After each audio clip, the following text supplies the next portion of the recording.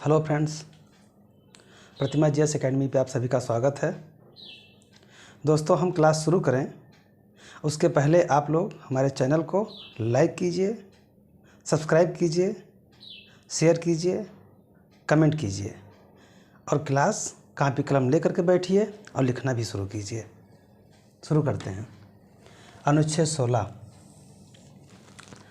अनुच्छेद 16 से पहले मैंने 15 में बताया था कि धर्म, मूलवंश, जाति, लिंग, भेद, इन सब के आधार पर विभेद नहीं किया जाएगा।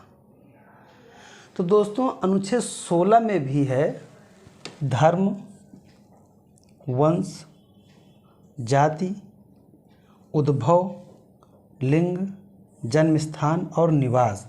यानी इसमें उद्भव और निवास ज़्यादा है, इसके आधार पर भी विभेद नहीं किया जा सकता है। अनुच्छेद 16 मौलिक अधिकार का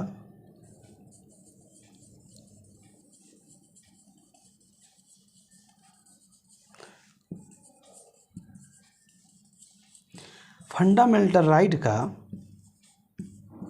ऐसा अनुच्छेद है जो गरीब तबके के लोगों के लिए, जो अनुसूचित जाति के लिए, जो अनुसूचित जनजाति के लिए, जो अन्य पिछड़ा वर्ग के लिए, जो महिलाओं के लिए, जो धार्मिक रूप से स्वतंत्रता के लिए, ऐसी कई सारी चीज़ों का व्यवस्थित विवरण करता है और सबके लिए प्रावधान करता है कि सबको आगे बढ़ने का मौका मिले। अनुच्छेद 16 में कहा गया है लोक नियोजन के लिए अवसर की समान समता। समता इसे ही समानता भी कहते हैं।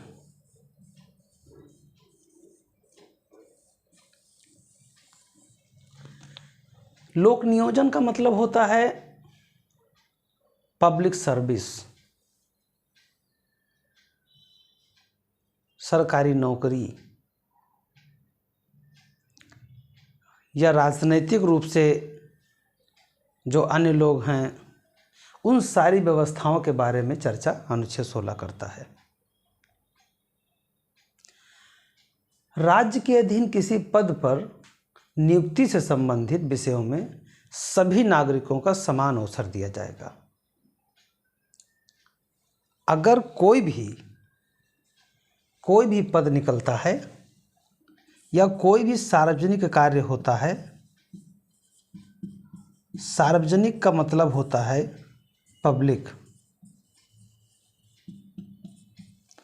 यानी अगर पब्लिक के लिए कोई कार्य किया जाता है तो उसमें एक पब्लिक से दूसरे पब्लिक के लिए, एक नागरिक से दूसरे नागरिक के बीच विभेद नहीं किया जाएगा। और इस आधार पर तो बिल्कुल नहीं किया जाएगा कि उसका धर्म अलग है, उसका वंश अलग है, उसकी जाति अलग है या उसका उद्भव अलग तरीके से हुआ है, या उसका जेंडर अलग है, जन्म स्थान अलग है, या वो निवास अलग करता है। फिर भी अनुच्छेद 16 में कुछ अपवाद हैं। वो अपवाद इसलिए है कि मैंने पहले ही बताया कि महिलाओं को लेकर के, जैसे अनुच्छेद 15 के क्लास 3 में,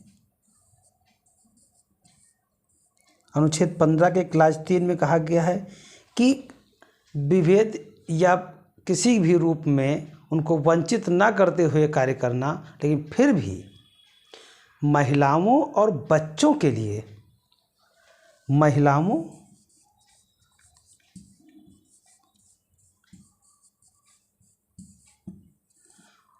और बच्चों के लिए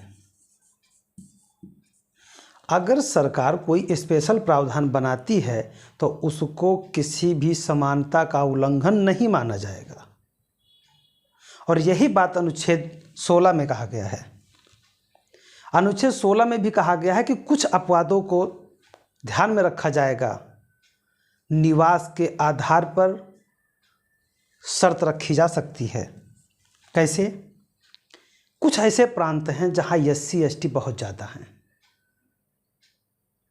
उनकी इकोनॉमिक स्थिति भी बहुत अच्छी नहीं है, उनका एजुकेशन लेवल भी बहुत अच्छा नहीं है, उनके आर्थिक संरचना भी बहुत अच्छा नहीं है। तो ऐसी जगह पे उनके लिए स्पेशल प्रोविज़न करके उनको रिजर्वेशन देने की बात की जा सकती है, जिसे समानता का उल्लंघन नहीं माना जाएगा। आरक्षण की बात है। आरक्षण को लेकर के हमारे समाज में एक अलग प्रकार की धारणा बन गई है। कुछ लोगों का कहना है कि आरक्षण के वजह से बहुत लोग पिछड़ गए हैं। कुछ लोगों को आरक्षण को लेकर के एक बीच में सामाजिक तनाव बना रहता है। एक सवर्ण एक शूद्र जाति से नफरत करता है,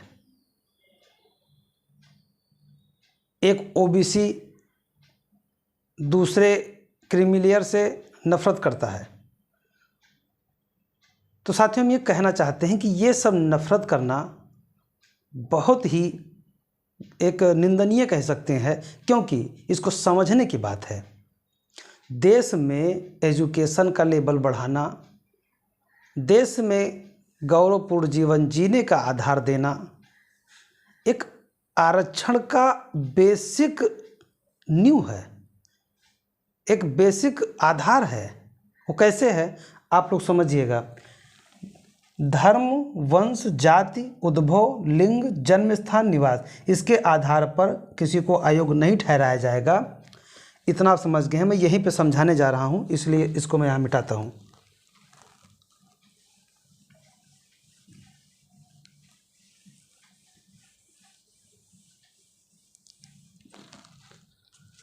दोस्तों, मैं किसी आरक्षण का, किसी चीज़ का मैं सपोर्ट नहीं कर रहा हूँ, ना ही मैं उसका विरोध कर रहा हूँ। बस एक बेसिक कॉन्सेप्ट है कि जो देश के विकास के लिए नेशनल बिल्डिंग प्रोसेस जो होता है, उसके लिए जो आवश्यकता होती है उसे उसमें साथ देना हर भारतीय का दायित्व है, और जिसमें हम सभी लोगों को साथ आना चाहिए। आरक्षण मैं समझाता हूँ।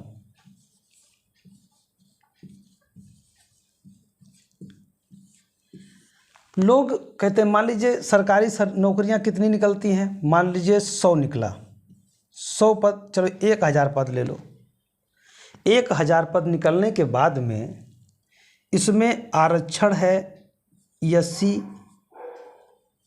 और ST का मिला करके 16% और 8%।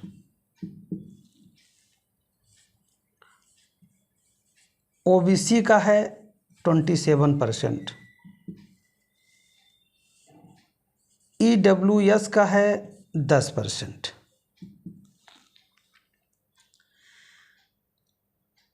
अब अगर 230 लोग इसके, 270 लोग इनके और 100 लोग इनके, इनको अगर आरक्षण दिया जाता है तो केवल ऐसा नहीं है कि समाज में यही 100 लोग हैं मात्र, या यही 270 लोग हैं, या यही 230 लोग हैं। समाज में इसको देख करके 100 लोगों का आधार ये बन करके इसके कम से कम 1 लाख लोग पढ़ने के लिए लालायित होते हैं।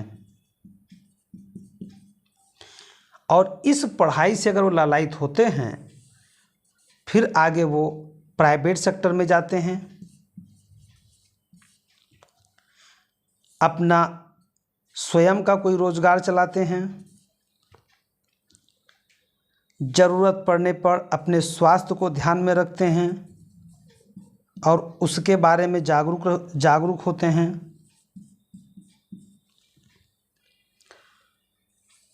राज्य के मामले में जागरूक होते हैं, यानी कि उनके अंदर एक शिक्षित प्रवृत्ति की शिक्षित प्रवृत्ति अगर जागृत होती है और उसको लेकर के आने वाले समय, आने वाली पीढ़ियां सुधरती हैं, तो मुझे नहीं लगता है कि आरक्षण को गलत साबित करना चाहिए। हाँ, इतना जरूर कहेंगे कि एक बार जो आरक्षण प्राप्त कर ले, एक बार जो आरक्षण प्राप्त कर ले, उसे ओबीसी की भांति क्रीमी लेयर में डाल देना चाहिए और फिर अगला जिसके परिवार में लोगों को नहीं मिला है उनको मौका मिलना चाहिए, जिससे कुछ समय के बाद में सब लोग पैरेलल हो जाएं। और एक बार जब पैरेलल हो जाएं तो इसके बारे में सोचना चाहिए। बाकी आप सब लोग अपने अपने विचार रखने के लिए, सोचने के लिए स्वतंत्र हैं। हमारी बातों को किसी भी समुदाय या किसी भी व्यक्ति को अगर खेद पहुँचे तो हम उसके लिए माफ़ी चाहते हैं। अगला है आधार की व्यवस्था, धार्मिक आधार की व्यवस्था।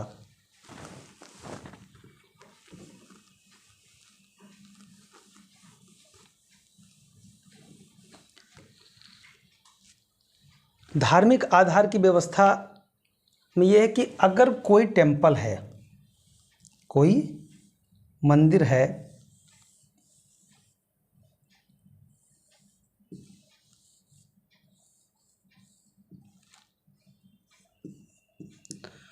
कोई मस्जिद है,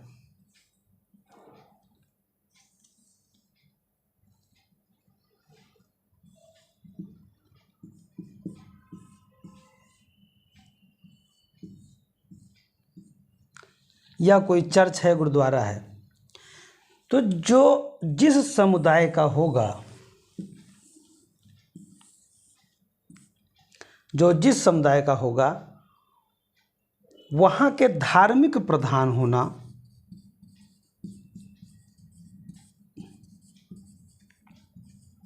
उस समुदाय का अधिकार होगा। इसके लिए कोई नहीं कह सकता कि हम क्यों नहीं बन सकते, हमारी समानता का अधिकार का उल्लंघन हो रहा है। उसे उल्लंघन नहीं माना जाएगा। वो अपने धार्मिक रूप से अपने संप्रदाय को, अपने पूजागृह स्थल, अपने जहाँ भी भावनाएं उसकी एक्सप्रेस होती हों, वहाँ के लिए वो स्वतंत्र है। उस पर किसी भी अन्य समुदाय के लोग अपना दावा नहीं कर सकते। और अगला है कमज़ोर वर्गों के लिए 10% का आरक्षण। 103वां संविधान संशोधन अधिनियम 2019 के तहत ये प्रावधान किया गया। अब 10% का जो प्रावधान किया गया है ये बहुत ही लीगल है, बेहतर है, जिससे जो कमज़ोर वर्ग के लोग हैं उनको भी आगे बढ़ने का मौका मिलेगा। दोस्तों, अनुच्छेद 16 में ही कुछ बातें और थीं कि अगर नियुक्ति में आरक्षण प्राप्त होता है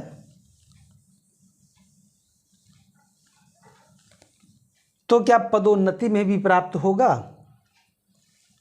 पदोन्नति में भी प्राप्त होगा।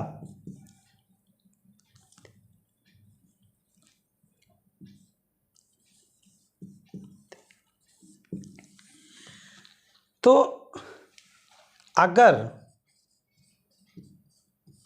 अगर किसी के समुदाय का पर्याप्त प्रतिनिधित्व नहीं है, पर्याप्त प्रतिनिधित्व नहीं है, विशेषकर SC/ST के लिए, तो उनको प्राप्त होगा, बाकी को नहीं।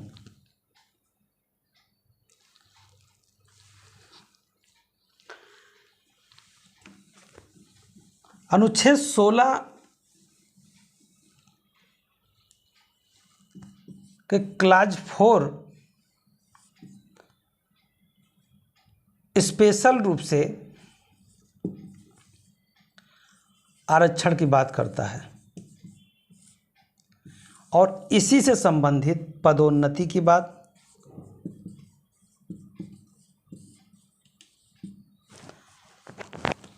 नियुक्ति या अवसर, इन सब से संबंधित बातें अनुच्छेद 16 के क्लास 4 में दिया गया है।